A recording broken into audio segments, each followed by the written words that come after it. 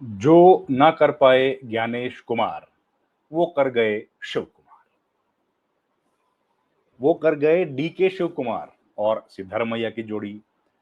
हुआ क्या, कर्नाटक कैबिनेट जो है, कर्नाटक सरकार आप जानते हैं कांग्रेस की सरकार है, तो कांग्रेस की कैबिनेट जो है कर्नाटक में, उसने एक रिकमेंडेशन दिया है, फैसला किया और फैसले को रिकमेंड किया। किसको? स्टेट इलेक्शन कमीशन को। क्या रिकमेंडेशन है? रिकमेंडेशन है कि आने वाला जो लोकल बॉडीज का इलेक्शन है वो बैलेट पेपर पर करवाया जाए, ईवीएम पर नहीं करवाया जाए। मतलब समझिए, ईवीएम पर जो बैलेट जो इलेक्शन होता है वो ना कराएं, बैलेट पेपर पर वापस जाएं। ये रेकमेंड किया है कर्नाटक कैबिनेट ने, कर्नाटक के जो कैबिनेट है उसने। आज बैठक हुई मुख्यमंत्री सिद्धरमैया की लीडरशिप में कैबिनेट की। कैबिनेट ने चर्चा की और चर्चा करने के बाद ये तय किया कि जिस तरह से माल प्रैक्टिसेस की चर्चा आम हो गई है ईवीएम में लेकर, लोगों का भरोसा कम हुआ है। ऐसे में बड़ा जरूरी है कि विधानसभा का चुनाव तो हो गया, लेकिन जो लोकल बॉडीज के इलेक्शन हैं वो बैलेट पेपर पे हों, और ये उन्होंने रेकमेंड कर दिया। किसको रेकमेंड किया है? स्टेट इलेक्शन कमीशन को। अब स्टेट इलेक्शन कमीशन जो है वो किसके पास है? वो तो सरकार के पास ही है, कर्नाटक गवर्नमेंट के पास ही है। अब जानते हैं दो तरह के स्टेट कमीशन, दो तरह के इलेक्शन कमीशन होते हैं। एक इलेक्शन कमीशन ऑफ इंडिया, वो क्या करता है? Election commission of India Lok Sabha, Rajya Sabha, Vidhan Sabha, Vidhan Parishad, president, vice president, इन चुनाव को करवाता है। इसके अलावा जो चुनाव है वो इलेक्शन कमीशन ऑफ इंडिया नहीं कराता है। तो बाकी क्या बचा? बाकी बचा पंचायत, म्युनिसिपल कॉर्पोरेशन और जिला परिषद। ये जो चुनाव हैं जिसमें आप पंचायत का चुनाव, ग्राम पंचायत, फिर ब्लॉक पंचायत, फिर जिला पंचायत, फिर म्युनिसिपल कॉर्पोरेशन, ये जो इलेक्शंस होते हैं ये कराता है लोकल। लोकल मतलब स्टेट इलेक्शन कमीशन।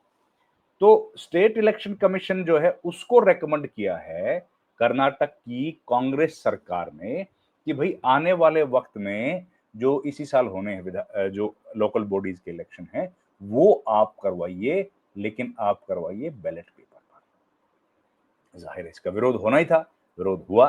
बीजेपी ने, बीजेपी मतलब जो कर्नाटक यूनिट बीजेपी की, उसने इसका बड़ा भारी विरोध कर दिया। उसने कह दिया कि भाई ये तो गलत है, और पहले हमने देखा है कि बैलेट पेपर्स की लूट हो जाती थी और गलत तरीके से इलेक्शन में मैंने रिगिंग कर दिया जाता था, तो हो सकता है कि कांग्रेस वैसा ही करे, ये बोला। अब ये जब बात बोल दी गई है तब जाहिर है राजनीतिक लड़ाई तो शुरू हो गई।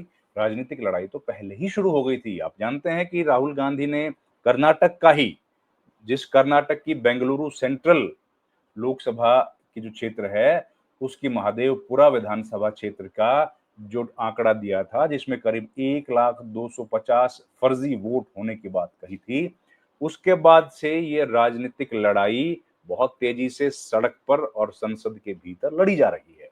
और कल हमने देखा कि कैसे ये लड़ाई विधानसभाओं में भी पहुंच गई, जब पहली बार विधानसभा के भीतर पश्चिम बंगाल की जो विधानसभा, उसके भीतर तृणमूल कांग्रेस के नेता और पश्चिम बंगाल के मुख्यमंत्री ममता बनर्जी ने नारे लगाए, वोट चोर गद्दी छोड़ के।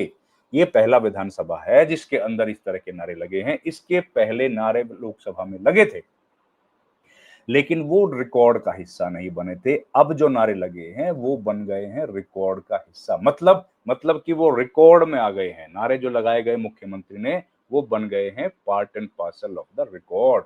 मतलब उसको कभी भी जब देखना होगा तब आप उसको देख पाएंगे। ये एक बड़ी बात है। लोकसभा में और राज्यसभा में जो नारे लगे थे उनको रिकॉर्ड नहीं किया गया था, उनको एक्सपंज कर दिया गया था, वो प्रोसीडिंग्स का हिस्सा नहीं बन पाए थे। तो खैर वो बात तो अलग हो गई। हम लोग बात कर रहे थे बैलेट पेपर की। तो देखिए बड़े लंबे समय से बहुत सारे लोग जो हैं, खासतौर पर कांग्रेस पार्टी और बीजेपी भी ये बात बोलती रही पूर्व में। तो आप याद कीजिए लाल कृष्ण आडवाणी, उन्होंने कहा था कि बैलेट पेपर पर इलेक्शन होने चाहिए क्योंकि ईवीएम जो है वो हैक कर ली जाती हैं और उनको मैनिपुलेट किया जाता है। ये बातें बोली गई थी। उसके बाद जब बीजेपी की सरकार आई तो ये बातें लगातार बोली जा रही हैं कांग्रेस पार्टी की तरफ से भी। कांग्रेस पार्टी बोल रही है कि ईवीएम्स को हैक किया जाता है और उनमें मैनिपुलेशन की संभावना है।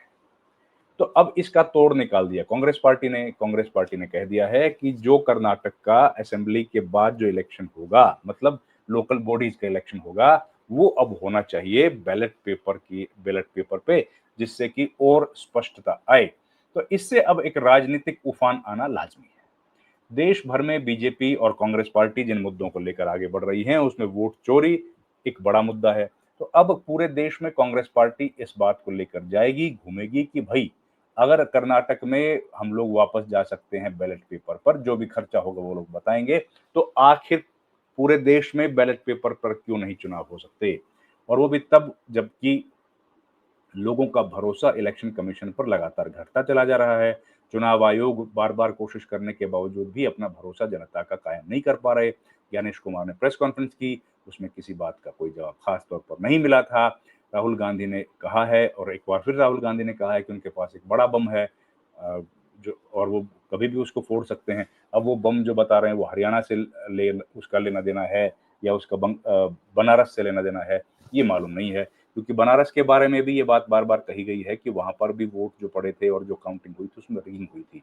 लोग ये बात बार-बार कह रहे हैं कि उसमें जो वोटिंग हुई थी और काउंटिंग के दौरान कई घंटे तक काउंटिंग को बंद कर दिया गया था और शुरू में जब प्रधानमंत्री मोदी पीछे चल रहे थे, उसके बाद जब वो अजय राय आगे चल रहे थे, तो कई देर तक काउंटिंग रोक दी गई थी और उसके बाद दोबारा स्टार्ट की गई, तो मोदी को उसमें आगे दिखाया गया था।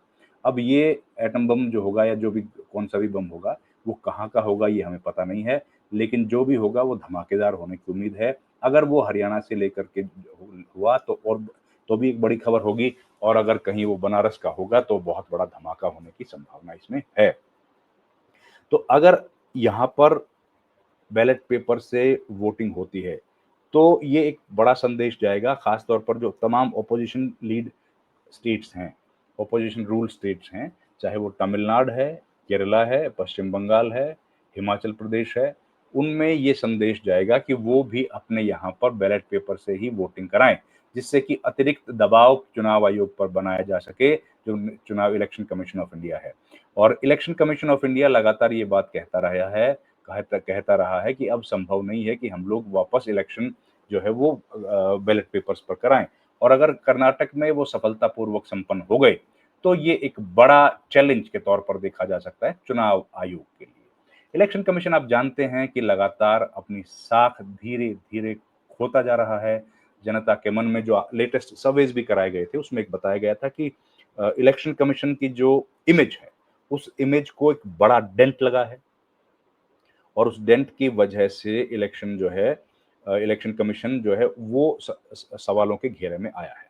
तो ऐसे में इलेक्शन कमीशन के लिए और मुश्किल बढ़ जाएगी और मुसीबत खड़ी हो जाएगी अगर कर्नाटक ने ये इलेक्शंस जो हैं बैलेट पेपर पर करवा दिए तो, और अगर सफलतापूर्वक हो गए बगैर किसी रिगिंग के आरोपों के अगर उन्होंने ये इलेक्शंस करा दिए, तो ये पूरे देश में एक बड़े संदेश के तौर पर देखा जाएगा। और ये सवाल ज़रूर उठेंगे कि अगर कर्नाटक में पंचायत के चुनाव कराए जा सकते हैं, तो फिर बाकी के इलेक्शंस क्यों नहीं?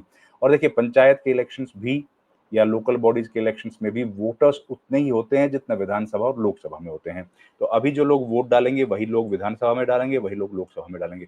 तो जब वोटर्स बराबर हैं, वोटर्स की संख्या बराबर है, तो ऐसा क्यों नहीं हो सकता है कि चुनाव आयोग जो है वो इलेक्शन कमीशन ऑफ इंडिया केंद्रीय चुनाव आयोग है, वो